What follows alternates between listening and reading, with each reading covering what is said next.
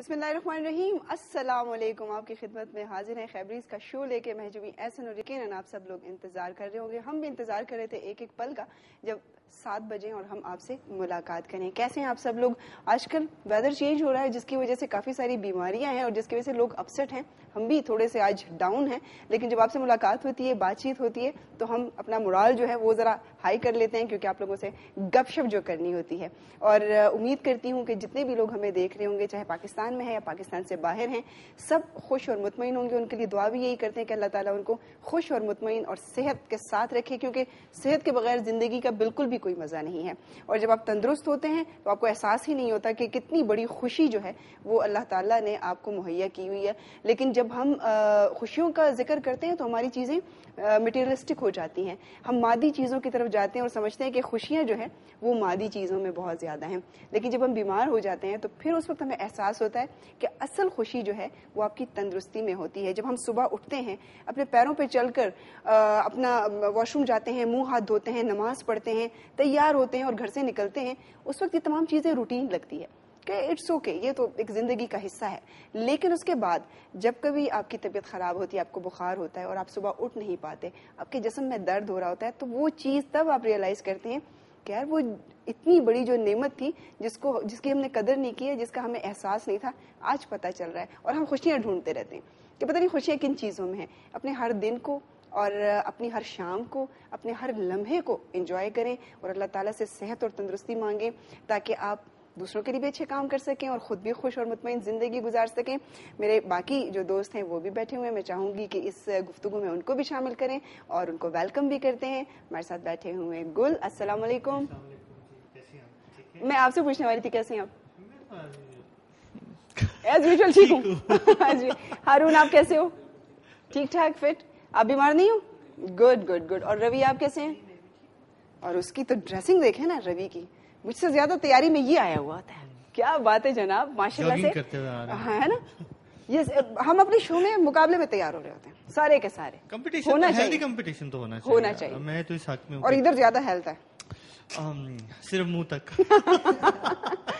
اچھا نہیں, آپ کی طبیعت واقعی میں تھوڑی سی ناساز تھی ہے, لیکن جب شو شروع ہوگا ویورز, اور جب ہم سٹیج پہ جاتے ہیں تو ہم اپنے سارے دکھ درد بھولے ہوئے ہوتے ہیں. تو ایسے ہی جب ہم پروگرام میں آتے ہیں تو سب کچھ بھولے ہوئے ہوتے ہیں کہ ہمیں کچھ پرابلم چل رہا ہے. تو ہماری کوشش ہوتی ہے کہ ہمارا شو جو ہے وہ ہٹ جانا چاہیے. ان لوگوں کو جتنے بھی لوگ بیٹھے ہیں, جتنا مطلب ویورشپ ہے K2 چینل کی, جتنے چاہے جب ہم بات کرتے ہیں K2 چینل کی تو سب سے پہلے مائنڈ میں کیا آتا ہے جی؟ ہزارہ ڈویژن آتا ہے, ایبٹ آباد آتا ہے. ایسی بات نہیں ہے, باقی لوگ ناراض نہ ہو جائیں, لیکن ویسے ہی میں کہتی ہوں جب میں مارننگ شو کر رہی ہوتی ہوں صبح خیبر سحر کا, تو اس وقت میں زیادہ کنسنٹریٹ کرتی ہوں کہ ہمارے وہ مسافران جو ہیں, ہمارے وہ بھائی جو ہیں جو سعودیہ میں اسپیشلی یا خلیج میں جو لوگ ہیں, وہ بہت زیادہ شوق سے دیکھتے ہیں. ان کے میسیجز جب آتے ہیں تو پھر میں ان سے زیادہ مطلب گفتگو کرتی ہوں, ان کے میسیجز شامل کرتی ہوں.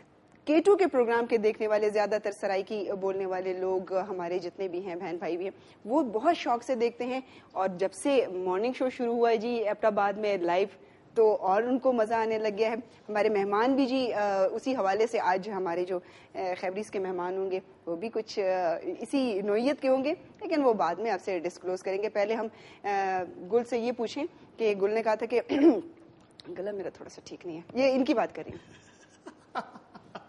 اور پانی کا گلاس بھی نیچے چھپایا ہوا. نہیں کوئی بات نہیں, چلتا رہتا ہے, پارٹ آف لائف. ہاں, اور میں مشورہ دے رہی تھی کہ آج تھوڑے سے آسان کہتے نہیں, کوئی مسئلہ نہیں. ایکچولی جب ہم زیادہ مشکل گانے گاتے ہیں تو تھوڑا گلا جو ہے نا وارم اپ ہو جاتا ہے. تو ایک دو نارملی تو ہم 4-5 گانوں کے بعد جو ہے وہ آپ کی جو رگیں کہہ لیں تھوڑا وارم اپ ہوتی ہیں, گانے کے لیے تیار ہوتی ہیں بیسیکلی. تو کیونکہ تھوڑا گلا خراب ہو تو پھر تھوڑا اور ٹائم لگ جاتا ہے. اور گل کے ساتھ سب سے بڑی زیادتی یہاں پہ یہ ہوتی ہے کہ اس کو ہم بٹھا کے ہم کہتے ہیں آپ بیٹھیں اور گائیں. That's the biggest problem. ہے نا, اگر آپ ان کو اچھل کود پہ چھوڑ دیں تو یہ کوئی مسئلہ ہی نہیں ہے. وہ پھر انرجی زیادہ جلدی ہو, میں وہ 5-6 گھنٹے کا پروگرام آرام سے کرنا, آرام سے ہے نا. کنسرٹ جتنے بھی آپ کے ہوتے ہیں تقریباً اتنا ہی ٹائم ہو جاتا ہے.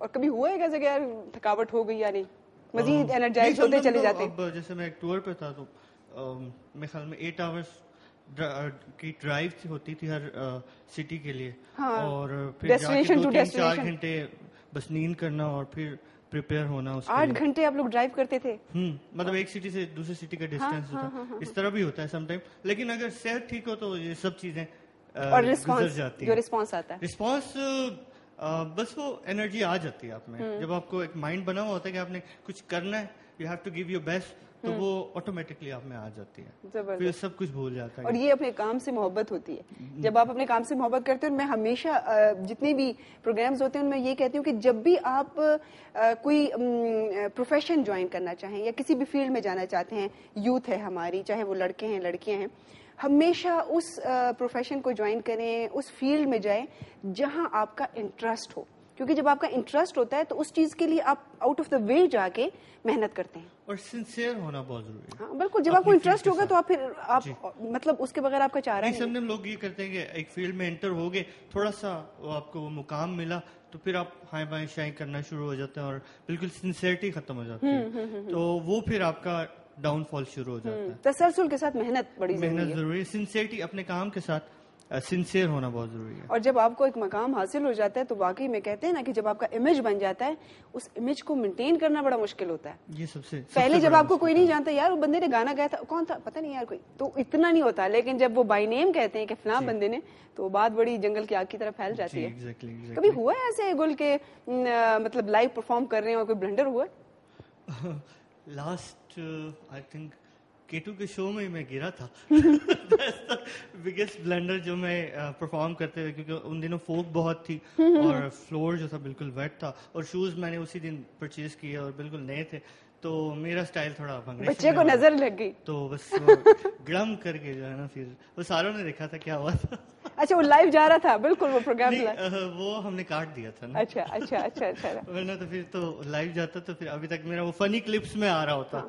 अब तक YouTube वगैरह पे सब कुछ पता नहीं है कि वो जो है संभाल के रखा गया हो। हमें भी अक्सर औकात ये धमकियां मिलती हैं कि जनाब ऐसे जो है ना वो आपके हिडन कैमरास के जो वो सीन होते हैं वो किसी दिन प्रोग्राम चलाएंगे हम। वो एक आध बार मुझे मिल भी चुकी है धमकी मिल चुकी है। अगर अब सीधे नहीं हुए तुम लोग तो अभी देखना एक प्रोग्राम इस किस्म का भी होगा। सही। अच्छा, जब लाइव परफॉर्म करते हैं और ऐसा कभी होता है तो क्या फर्क पड़ता है, आपकी परफॉर्मेंस पे फर्क पड़ता है? नॉट एट ऑल, क्योंकि उसको कवर करना होता है जितनी जल्दी हो सके। अगर ऑडियंस है तो वो देख रही है तो उनको फौरन जो उनका ध्यान बटाना होता है ताकि वो मिथ है को भूल जाए। वो तो खैर स्टेज पे होना थोड़ा सा फन एलिमेंट हो जाता है कि लाइक थोड़ा। और ये हर जगह होता है गुल, ये हर जगह होता है। जब हम रैंप की बात करते हैं या मॉडलिंग की बात करते हैं, अमूमन आपने देखा होगा कि जो फैशन शोज होते हैं, कैट वॉक होती है, उसमें मतलब ऑडियंस बैठी हुई है और मॉडल जो है वॉक करती हुई आई है और नीचे गिर गई है। हाँ, इतने लंबे लंबे उनके वो होते हैं, हाँ, हील पहनी हुई है या मैक्सीज पहनी हुई है, तो वो नीचे गिर गई हैं और वो जिस संजीदगी से उठती हैं, आप उनके चेहरे पर एक स्माइल भी नहीं देखोगे। और जो बाकी लोग बैठे होते हैं वो भी बड़े।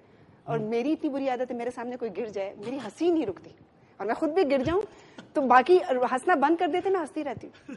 ये होता है ना, जब मेरे बच्चे कभी ऐसे हो जाए तो वो आगे से मामा, मतलब आप क्यों हंस रही हैं, वो चिढ़ते रहते हैं और मैं हंसती रहती हूँ। तो बच्चे भी इस चीज का वो करते हैं। लेकिन ये जी छोटी छोटी बातें इसलिए कहते हैं, हम चाह रही थी कि गुल थोड़ा सा वार्म अप हो जाए, तबीयत उसकी डाउन है। मेरे ख्याल में 3 कप चाय पिए। हाँ, 3 कप तो पी लिया अभी तक। पी लिया ना, ज्यादा ही हो गया, ये नोट किया जाए। अगले 3 प्रोग्राम में इसको जो है ना चाहिए। घर से पी के आया था, 2 एक की तरह के पी, एक यहाँ के भी है। अच्छा, झूठ बोल रहा हूँ मैं, 2 पिए यहाँ पे। झूठ नहीं बोले, मैं ऐसे बात को मजाक कर रहा हूँ। नहीं, कोई बात नहीं, चाय चलती है। अच्छा, कुछ हमारे लिए तो टॉनिक है चाय। चलने लगी, थोड़ा सा एनर्जी को बिल्डअप करते हैं। स्टार्ट करते हैं। आई थिंक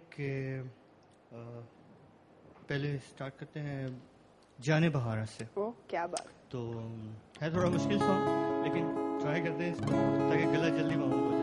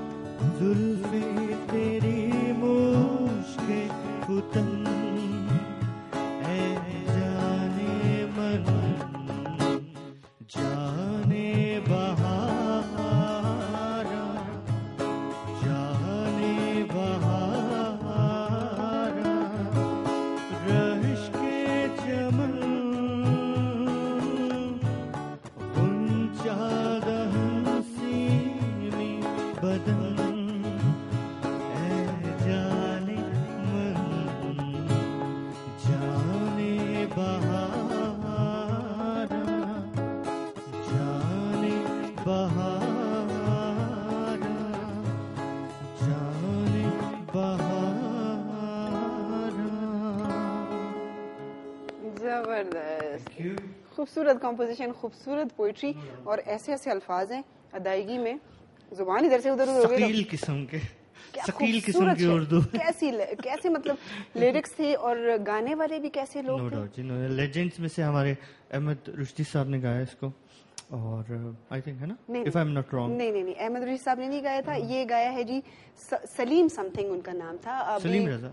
جی بالکل, رضا سلیم یا سلیم رضا, کیونکہ احمد رشدی صاحب کی جو آواز تھی وہ زیادہ تر پاپ گاتے تھے, اور ان کا سٹائل جو تھا نا تھوڑا سا وہ راک سٹائل والا تھا, اور جیسے اور وہ اسی طرح وہ پرفارم بھی کرتے تھے. یہ گانا کیونکہ میں نے لاسٹ ٹائم میرے خیال میں کوئی آج 10-12 سال ہو گئے ہوں گے سنا ہوگا, لیرکس مجھے یاد ہے. اور گل اس کی وہ یاد ہے آپ کو, مطلب وہ اس زمانے میں جو پروگرام ہوا کرتے تھے, ابھی بھی اگر کبھی بازگشت میں وہ سانگز آپ سنتے ہیں تو وہ بیٹھ کے بڑا خوبصورت ایک ماحول ہوتا تھا. ہاں, پراپر وہ سننے کا ماحول تھا نا, اور جو لوگ سننے والے سریلے گانے والے احمد صاحب, اور جو مطلب شخصیات بیٹھی ہوئی ہوتی تھی جی, کہ واقعی میں جو مطلب خود میں اپنی شخصیت کے اندر جو ہے ایک دبستان کی حیثیت رکھتے تھے.